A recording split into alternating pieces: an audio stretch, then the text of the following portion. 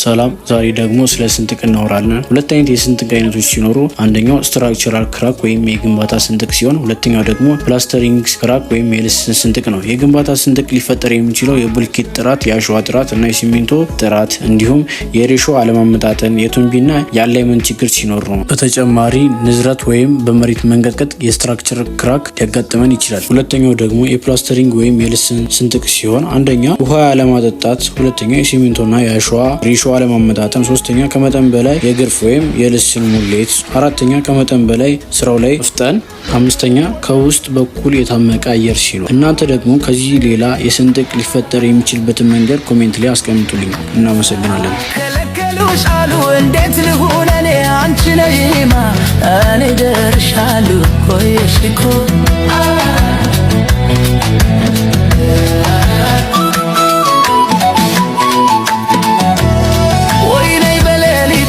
ማታ በጨረቃ